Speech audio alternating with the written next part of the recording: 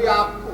Prajurit kuwi apa? Mula saka kuwi kowe aja ngalang-alangi. Manut ya diajeng. Kados pundi to Kas Prabu melu Piye kita?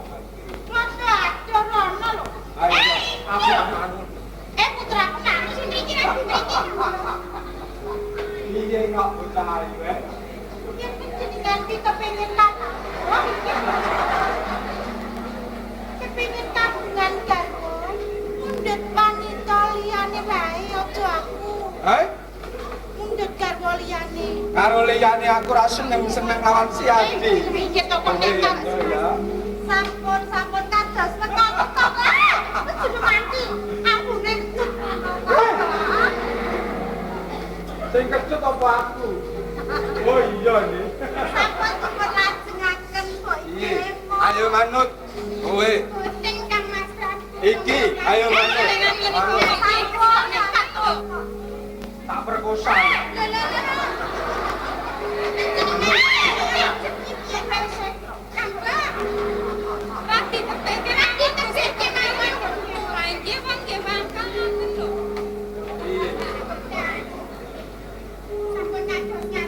Sopo mandis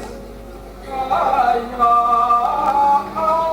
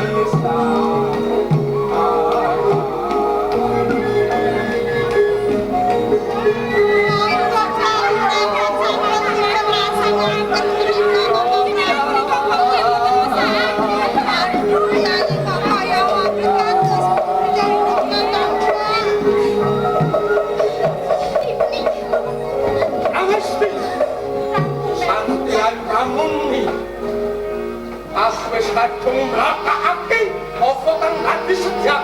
Oh, kalamun kowe padha ora gelem aja takon dosa. Piye? Mati sama aku dadi bojomu. Lu wong gak enteng aku mati. Mati aku.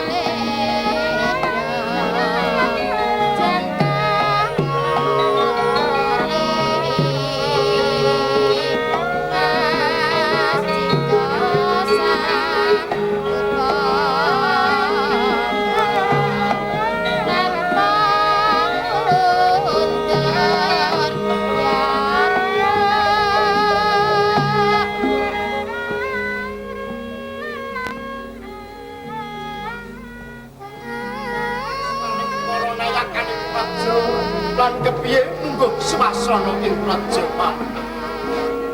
Kalenggan menika sedaya para sentana tamtama boten wonten ingkang lera dumateng kewajiban. Mandhap dumateng pangsalipun sedaya para kawula boten wonten ingkang alok kekiraan sandang panganan papan Gusti Pati. Betul Jaya. Gusti Pati kaprajuritan kepiye? Pangestunipun Gusti Pati. Detik manggalipun itu anggenipun sami gelar dan olehipun peperangan sampun boten wonten ingkang kliwakaken dhateng kewajiban. Aku percaya marang keng sira kabeh. Among kang wigati, ayo padha bebarengan ngunjukake puja-puji menyang ngarsaning Bathara Agung. Yawit sangka berkahe kang mahanani ing praja Pamenang tata titi tentrem kaya kang padha ndak aturan. Nanging tature ing praja Pamenang bebasan sapu kang ilang suwe mongko kang dadi tetungguling nayakamu pun kakang kelawan siat kabeh. Kula duwe rasa wajib padha njaga marang katentremaning praja Pamenang kanggo ngawekani yen sak wanci-wanci ana raja kang sangka Mancanegara kang kepengin gegempil gedene mlengket praja Pamenang tak borongake marang teng sira kabeh. Gusti Pati, sedaya kala sampun dados panggoda.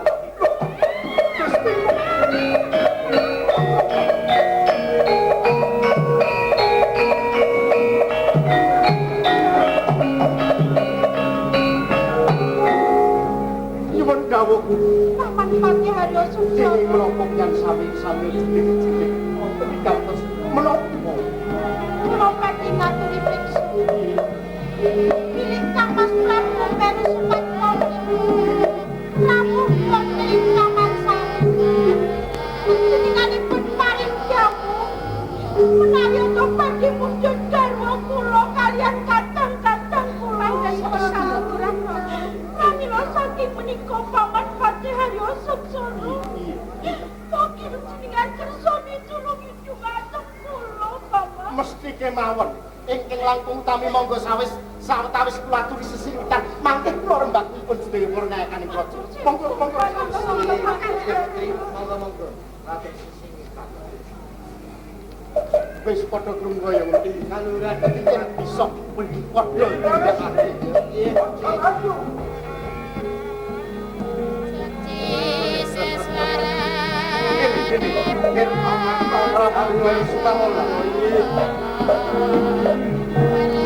Semune kita ana wiganti Menika kula wau nembe gegojekan kalan adi-adi kula. Mila saking menika Paman Pati Haryo Suksara adi-adi kula dhateng pundi Paman? kabeh ki mau bar saka temekon Papua.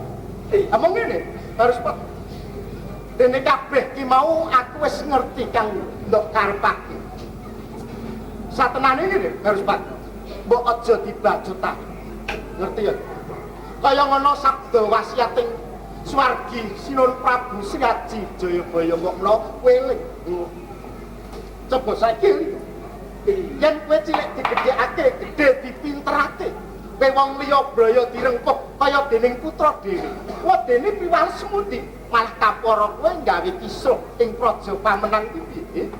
Menawi kados mekaten enten kalian pemangke kula. Penemumu piye?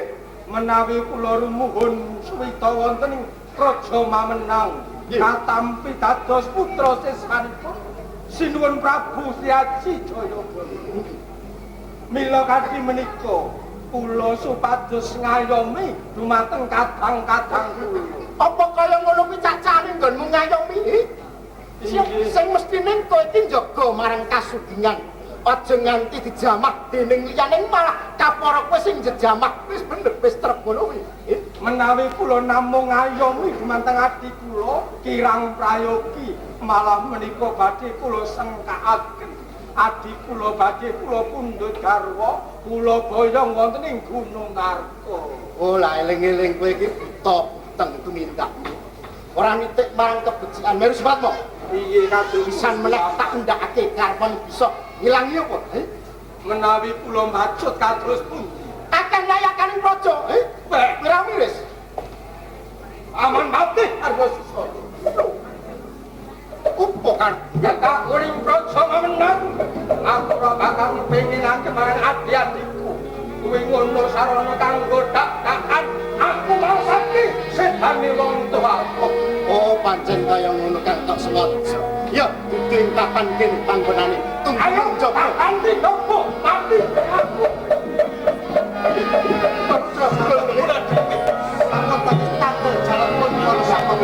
Yen ngono ayo padha dibubaraken monggo warangan tindakake.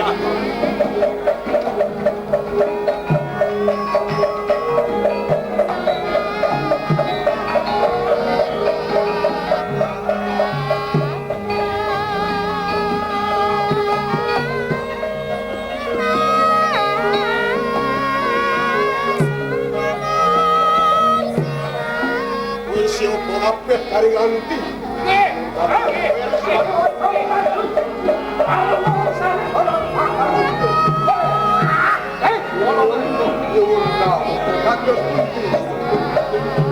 Aku wis gawe dak-dakan supaya wong mamenang nyuweni tringkah gelem tak tendokake ana praja Gunung Arga. Salajengipun kados pundi? Mula saka kuwi Kalawarga.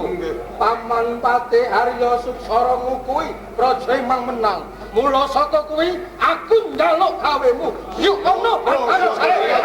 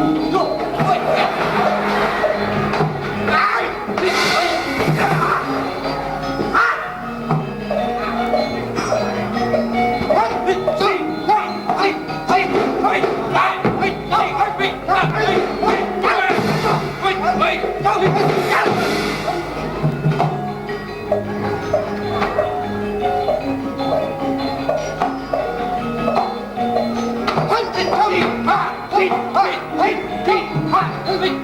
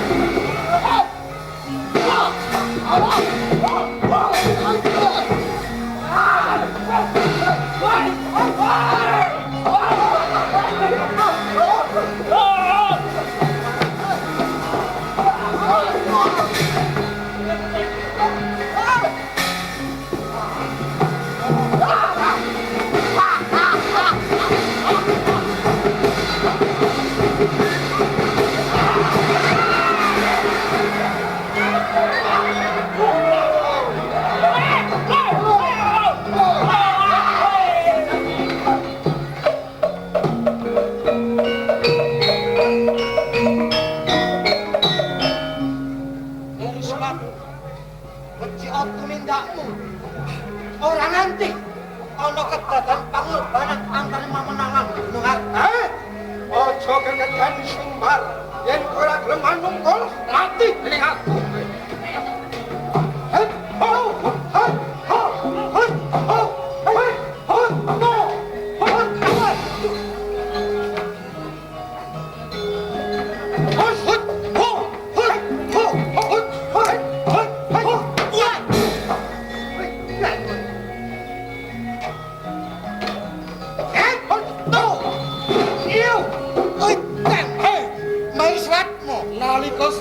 Jayabaya sesugeng kowe didhawuhi ngatoni jen milu-milu Banaswati ning Gunung Lothok. Mula saka kuwi dudukan ning nggonmu Gunung Lothok.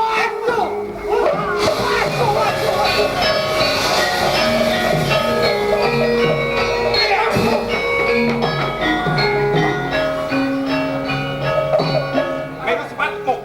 Sepisan meneh. Urungno kalmu iki. Urung pandang aku, urung dadi sulam ning balto. Makut mati anganku. Ayo.